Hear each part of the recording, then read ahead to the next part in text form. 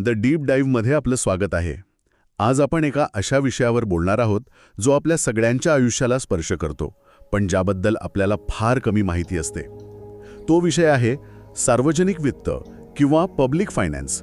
सोप्या भाषेत सांगायचं तर सरकारचा पैसा. तो येतो कुठून, जातो कुठे आणि या सगळ्या हिशोबावर लक्ष कोण ठेवतं. आपल्याकडे या विषयावर काही विस्तृत नोट्स आहेत आणि आज आपला उद्देश हा आहे की अर्थसंकल्प किंवा बजेटच्या या गुंतागुंतीच्या प्रवासाला एका सोप्या गोष्टीत रूपांतरित करायचं. आपण पैशाचा माग काढणार आहोत, तो एका गोपनीय दस्तऐवजापासून आपल्या वास्तवाला आकार देणारा कायदा कसा बनतो हे पाहणार आहोत. चला तर मग या प्रवासाला सुरुवात करूया. सगळ्यात आधी ही सार्वजनिक वित्त नावाची संकल्पना नेमकी आहे तरी काय? अगदी बरोबर. आपण अनेकदा मोठे मोठे शब्द ऐकतो, पण त्याचा अर्थ सोपा असतो. सार्वजनिक वित्त म्हणजे सरकार, म्हणजे केंद्र सरकार, राज्य सरकार आणि आपल्या नगरपालिका पैसा कसा मिळवतात आणि कसा खर्च करतात याचा अभ्यास. डॅरोल्ड ग्रीव्स यांनी याची एक छान व्याख्या केली आहे की हे सरकारांच्या उत्पन्न आणि खर्चाचं परीक्षण आहे. म्हणजे थोडक्यात देशाचा घरखर्च कसा चालतो याचं शास्त्र. पण हा घरखर्च चालवण्यामागे सरकारचा काही मोठा उद्देश असतो का, की फक्त जमा खर्च जुळवायचा असतो? खूप चांगला प्रश्न आहे. याचे 3 मोठे उद्देश किंवा कार्य आहेत. 3? अच्छा. हो. पहिला आहे नियंत्रण कार्य. नियंत्रण कार्य म्हणजे अशा गोष्टी पुरवणे ज्या खाजगी कंपन्या पुरवू शकत नाहीत, जसे की देशाचं संरक्षण, मोठे रस्ते, कायदा आणि सुव्यवस्था.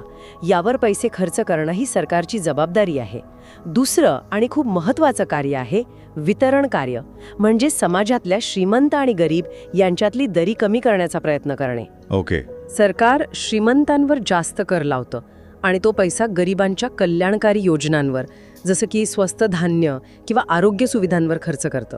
आणि तिसरं कार्य? तिसरं आहे स्थैर्य कार्य, म्हणजे अर्थव्यवस्थेला स्थिर ठेवणं. कधी खूप महागाई वाढते तर कधी बेरोजगारी. अशा वेळी सरकार आपल्या खर्चात किंवा करांमध्ये बदल करून अर्थव्यवस्थेला रुळावर आणण्याचा प्रयत्न करतं. यालाच आपण राजकोषीय धोरण किंवा फिस्कल पॉलिसी म्हणतो. हे सगळं ऐकून एक गोष्ट लक्षात येते की ही व्यवस्था खूप जुनी आहे. पण आपल्या नोट्समध्ये दिसतंय की 2017-18 मध्ये काही मोठे बदल झाले. रेल्वे बजेटचं काहीतरी झालं, बरोबर? हो, 2 मोठे बदल झाले. पहिला म्हणजे 92 वर्षांपासून चालत आलेली रेल्वेचा वेगळा अर्थसंकल्प सादर करण्याची पद्धत बंद केली. अच्छा. आता रेल्वेचा खर्च आणि उत्पन्न हे सर्वसाधारण अर्थसंकल्पातच दाखवलं जातं. आणि दुसरी गोष्ट म्हणजे अर्थसंकल्प सादर करण्याची तारीख बदलून 1 फेब्रुवारी करण्यात आली, जेणेकरून 1 एप्रिलला नवीन आर्थिक वर्ष सुरू होण्यापूर्वी सर्व कायदेशीर प्रक्रिया पूर्ण होतील. अगदी बरोबर. आता बजेट या शब्दावर येऊया. हा शब्द आपल्या इतका अंगवळणी पडलाय, पण याची सुरुवात कुठून झाली? हे काहीतरी चामड्याच्या पिशवीशी संबंधित आहे असं मी वाचलंय. अगदी बरोबर. बजेट हा शब्द मूळ फ्रेंच शब्द बुजेटी वरून आला आहे, ज्याचा अर्थ चामड्याची पिशवी असा होतो. हो का? हो. 1733 मध्ये इंग्लंडचे अर्थमंत्री संसदेत आपले आर्थिक कागदपत्र एका चामड्याच्या पिशवीतून घेऊन यायचे. तेव्हापासून जादूचा पेटारा उघडणे या अर्थाने बजेट हा शब्द प्रचलित झाला. आणि भारतात याची सुरुवात इंग्रजांच्या काळात झाली, हो ना? हो. भारतात पहिला अर्थसंकल्प 7 एप्रिल 1860 रोजी जेम्स विल्सन यांनी मांडला.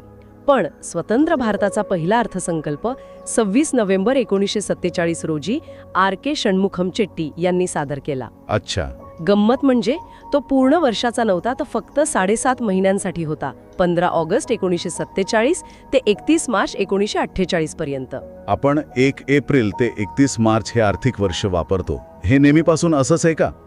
यावरही बदल करण्याचा विचार झाला होता, बरोबर? हो. हे आर्थिक वर्ष 1867 पासून सुरू झालं. याआधी 1 मे ते 30 एप्रिल असं होतं.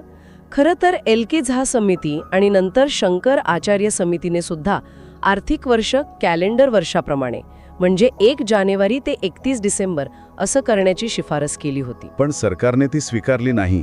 हो, अद्याप स्वीकारलेली नाही. ठीक आहे. तर बजेटची पार्श्वभूमी आपल्या लक्षात आली. आता प्रत्यक्ष प्रक्रियेकडे वळूया. ही 1 दिवसाची गोष्ट नाहीये हे नक्की. याच्या वेगवेगळ्या अवस्था असतील.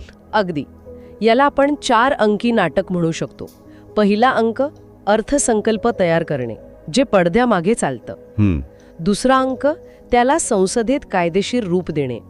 तिसरा अंक त्याची प्रत्यक्ष अंमलबजावणी करणे आणि चौथा अंक जो वर्षभर चालतो तो म्हणजे खर्चावर नियंत्रण ठेवणे आणि हिशोब तपासणे. चला तर मग पहिल्या अंकापासून सुरुवात करूया. पडद्यामागे काय चालतं? बजेट नक्की कोण बनवतं? ही जबाबदारी घटनेनुसार राष्ट्रपतींची असते, पण त्यांच्या वतीने हे काम अर्थ मंत्रालय करतं. अच्छा, म्हणजे अर्थ मंत्रालय. हो, अर्थ मंत्रालयातला आर्थिक कामकाज विभाग ही प्रक्रिया सांभाळतो. इथे एक महत्त्वाची गोष्ट म्हणजे आपल्या घटनेत कुठेही बजेट हा शब्द वापरलेला नाही. तिथे वार्षिक वित्तीय विवरणपत्र असा शब्दप्रयोग आहे. इंटरेस्टिंग. आणि ही प्रक्रिया सुरू कधी होते? फेब्रुवारीच्या खूप आधीपासून तयारी सुरू होत असेल. हो, साधारणपणे जून-जुलै महिन्यातच याची सुरुवात होते. इतक्या लवकर? हो, अर्थ मंत्रालय सर्व इतर मंत्रालयांना पत्र पाठवून त्यांच्या पुढील वर्षाच्या खर्चाचे अंदाज मागवते. प्रत्येक मंत्रालय आपले अंदाज पाठवतं. पगारा इतका स्थिर खर्च किती, नवीन योजनांवर किती खर्च होईल वगैरे. ओके. ऑक्टोबरपर्यंत हे सर्व अंदाज अर्थ मंत्रालयाकडे येतात. मग नीती आयोग म्हणजे पूर्वीचा नियोजन आयोग आणि अर्थ मंत्रालय यांच्यात चर्चा होते. डिसेंबर अखेरीस अर्थसंकल्पाला अंतिम स्वरूप दिलं जातं. यात भारताचे नियंत्रक व महालेखा परीक्षक म्हणजे CAG यांचाही सल्ला घेतला जातो. म्हणजे ही एक खूप मोठी आणि किचकट प्रक्रिया आहे. मग 1 फेब्रुवारीला अर्थमंत्री हे संसदेत सादर करतात. इथून दुसरा अंक सुरू होतो, त्याला कायदा बनवण्याचा. हे कसं होतं? अर्थमंत्र्यांच्या भाषणानंतर बजेट लोकसभेत मांडलं जातं. त्यावर काही दिवस सर्वसाधारण चर्चा होते. पण खरी कसोटी असते ती अनुदानाच्या मागण्यांवर मतदान होताना. प्रत्येक मंत्रालयाला आपल्या खर्चासाठी संसदेची मंजुरी घ्यावी लागते. इथेच आपण कपात प्रस्ताव किंवा कट मोशन बद्दल ऐकतो. म्हणजे विरोधी पक्ष सरकारचा एखादा खर्च कमी करायला सांगतात. पण मी ऐकलंय की कधी-कधी की मागणी 1 रुपयानी कमी करायला सांगतात. याचा काय अर्थ होतो? बरोबर, हा एक संसदीय आयुध आहे. याचे 3 प्रकार आहेत. एक आहे काटकसर कपात, जिथे खर्चात काटकसर सुचवली जाते. दुसरा आहे धोरणात्मक कपात, जिथे सरकारचं संपूर्ण धोरणच अमान्य आहे हे दाखवण्यासाठी मागणीची रक्कम सिम्बॉलिकली 1 रुपया करावी असा प्रस्ताव दिला जातो. अच्छा. आणि तिसरा आहे प्रतिकात्मक कपात, जिथे सरकारचं लक्ष वेधण्यासाठी मागणी 100 रुपयांनी कमी करायला सांगतात. म्हणजे हा सरकारवर दबाव टाकण्याचा आणि आपली नाराजी व्यक्त करण्याचा एक मार्ग आहे. या सगळ्या चर्चेसाठी किती वेळ असतो? साधारणपणे 26 दिवस. आणि गंमत म्हणजे शेवटच्या दिवशी जेवढ्या मागण्यांवर चर्चा व्हायची राहिलेली असते त्या सगळ्यांवर काहीही चर्चा न करता थेट मतदान घेतलं जातं. थेट मतदान? हो, या प्रक्रियेला गिलोटीन म्हणतात. वा, म्हणजे चर्चेचा गळा घोटणे. त्यानंतर काय? त्यानंतर 2 महत्त्वाचे कायदे संमत होतात. एक म्हणजे विनियोजन विधेयक किंवा ॲप्रोप्रिएशन बिल. हे विधेयक पास झाल्यावरच सरकारला भारताच्या तिजोरीतून म्हणजे संचित निधीतून पैसे काढण्याचा कायदेशीर अधिकार मिळतो. आणि दुसरं वित्तीय विधेयक म्हणजे फायनान्स बिल, ज्यातून सरकारचे कर लावण्याचे प्रस्ताव मंजूर होतात. तुम्ही संचित निधीचा उल्लेख केलात. सरकारचा सगळा पैसा एकाच ठिकाणी असतो का, की वेगवेगळ्या तिजोऱ्या आहेत? खूप छान प्रश्न आहे. याला आपण सरकारच्या 3 पिगी बँक्स किंवा तिजोऱ्या म्हणू शकतो. 3 तिजोऱ्या? हो. पहिली आणि सर्वात मोठी तिजोरी आहे भारताचा संचित व एकत्रित निधी, कन्सॉलिडेटेड फंड ऑफ इंडिया. सरकारला करांमधून कर्जातून मिळणारा सगळा पैसा यात जमा होतो आणि या तिजोरीतून 1 रुपयाही काढायचा असेल तर संसदेची परवानगी लागते. ठीक आहे. आणि दुसरी तिजोरी आहे राज्याचे सार्वजनिक लेखे म्हणजे पब्लिक अकाउंट्स ऑफ इंडिया. यात लोकांचे पैसे असतात जे सरकारने जपून ठेवलेले असतात, जसं की भविष्य निर्वाहन निधी म्हणजे PF किंवा अल्पबचतीचे पैसे. अच्छा, म्हणजे हे पैसे सरकारचे नसतात? अगदी. त्यामुळे ते परत करण्यासाठी सरकारला संसदेच्या परवानगीची गरज नसते. आणि तिसरी तिजोरी काहीतरी आपत्कालीन परिस्थितीसाठी असते असं वाटतंय. अगदी बरोबर. तिसरी आहे आकस्मिक खर्च निधी म्हणजे कंटिंजन्सी फंड. ही एक छोटी तिजोरी राष्ट्रपतींच्या अधिकारात असते. देशावर एखादं मोठं संकट आलं जसं की पूर किंवा भूकंप आणि तातडीने पैशांची गरज लागली तर यातून पैसे काढले जातात. आणि नंतर त्याला संसदेची मंजुरी घ्यावी लागते, बरोबर? हो, नंतर अर्थातच या खर्चाला संसदेची मंजुरी घ्यावी लागते. स्पष्ट झालं. सरकारच्या 3 तिजोऱ्या, एक रोजच्या खर्चाची, एक लोकांच्या अमानतीची आणि एक आपत्कालीन परिस्थितीसाठी. आता बजेटच्या आतल्या रचनेबद्दल बोलूया. यात महसुली आणि भांडवली असे 2 भाग असतात, ते काय आहेत? हो, ह्याला आपण असं समजू शकतो की महसुली म्हणजे सरकारचा रोजचा दैनंदिन जमा खर्च आणि भांडवली म्हणजे भविष्यासाठीची गुंतवणूक किंवा मोठी देणी. उदाहरण देऊ सांगाल का? महसुली जमा आणि खर्च म्हणजे काय? नक्कीच. महसुली जमा म्हणजे सरकारचं रोजचं उत्पन्न. यात कर म्हणजे इन्कम टॅक्स, GST आणि करेतर उत्पन्न म्हणजे सरकारी कंपन्यांचा नफा, दंड, फी हे सगळे येतं. ओके. आणि महसुली खर्च? महसुली खर्च म्हणजे सरकार चालवण्यासाठी लागणारा खर्च, जसं की कर्मचाऱ्यांचे पगार, पेन्शन, कर्जावरचा व्याज, सबसिडी. या खर्चातून कोणतीही नवीन मालमत्ता तयार होत नाही. आणि भांडवली जमा खर्च याच्या उलटा असेल? अगदी. भांडवली जमा म्हणजे असं उत्पन्न ज्यामुळे सरकारचं देणं वाढतं किंवा मालमत्ता कमी होते. जसं की कर्ज घेणं.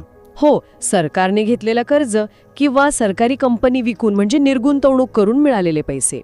आणि भांडवली खर्च हा चांगला खर्च मानला जातो, कारण यातून देशासाठी मालमत्ता निर्माण होते, जसं की नवीन रस्ते, धरणं, शाळा, हॉस्पिटल बांधणं किंवा जुन्या कर्जाची परतफेड करणं.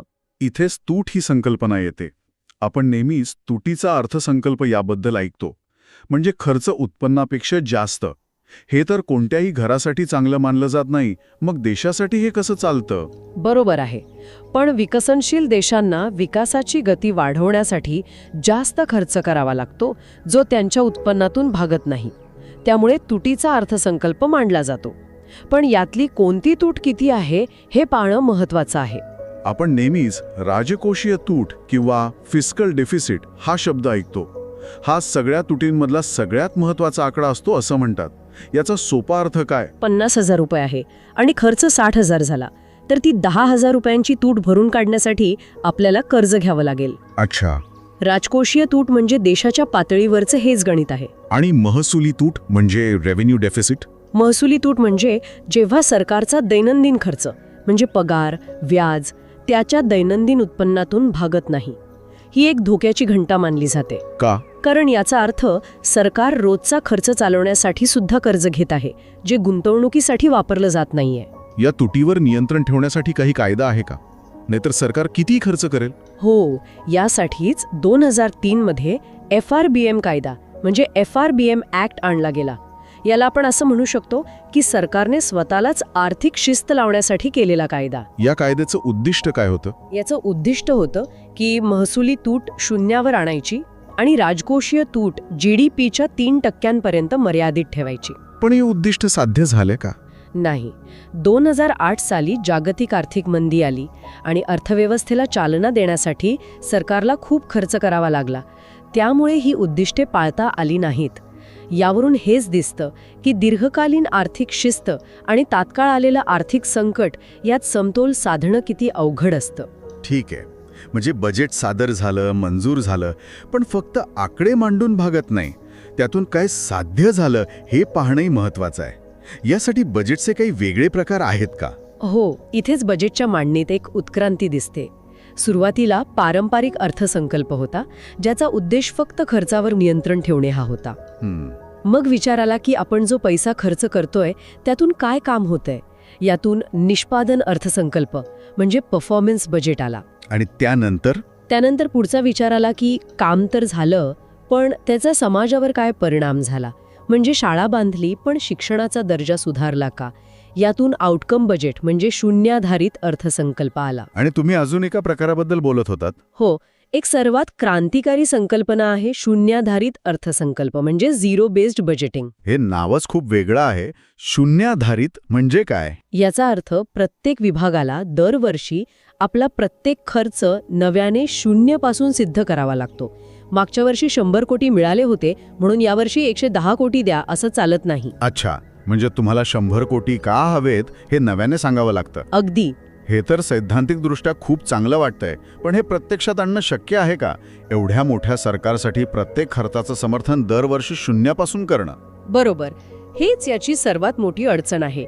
ही संकल्पना खूप चांगली असली तरी ती खूप वेळखाऊ आणि किचकट असल्यामुळे मोठ्या प्रमाणावर यशस्वी झालेली नाही.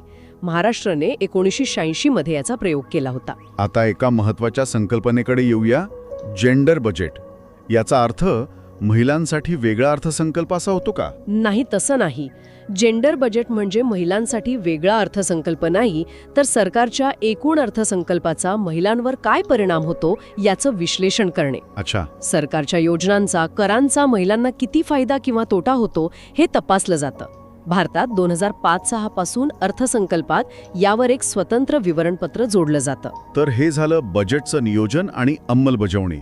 आता आपण आपल्या नाटकाच्या चौथ्या अंकाकडे येऊया, हिशोब तपासणे. म्हणजे सरकार जो खर्च करतं तो योग्य प्रकारे झाला आहे की नाही हे कोण तपासतं? इथे CAGची भूमिका येते, बरोबर? अगदी बरोबर.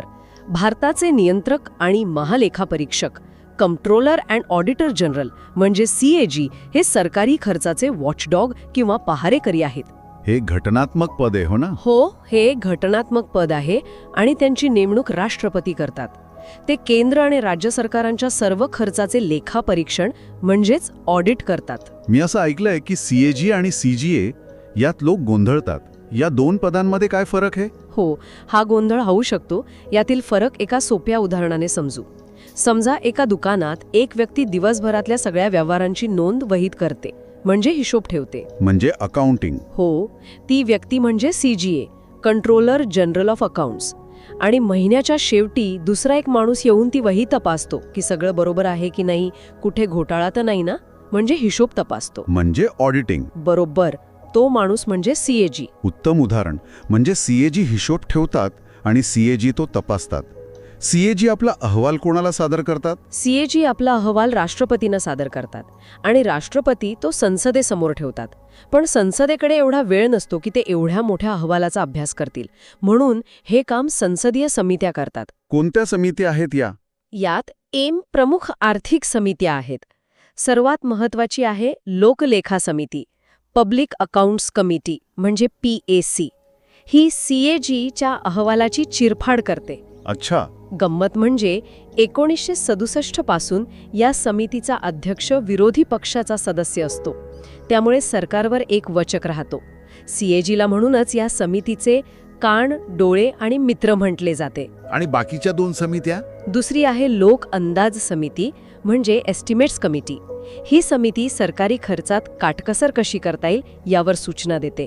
आणि तिसरी आहे सार्वजनिक उपक्रम समिती, जी सरकारी कंपन्यांच्या कारभारावर नजर ठेवते. तर आज आपण सरकारच्या पैशाचा संपूर्ण प्रवास पाहिला. तो कसा जमा होतो, कसा खर्च होतो, त्याचं नियोजन कसं होतं आणि शेवटी त्यावर नियंत्रण कसं ठेवलं जातं. ही एक अतिशय गुंतागुंतीची पण सुनियोजित व्यवस्था आहे. हो, कागदावर ही व्यवस्था अगदी चोख आहे. आपल्याकडे नियम आहेत, कायदे आहेत, CAG सारखी स्वायत्त संस्था आहे, संसदीय समित्या आहेत. पण एक विचार करण्यासारखा प्रश्न उरतोच. एवढ्या सगळ्या यंत्रणा आणि नियम असूनही सरकारी पैशाचा अपव्यय, अकार्यक्षमता आणि वित्तीय शिस्तीचा अभाव यावर आजही चर्चा का होते? कदाचित खरा अभ्यास या नियमांच्या पलीकडे जाऊन या आर्थिक निर्णयांना आकार देणाऱ्या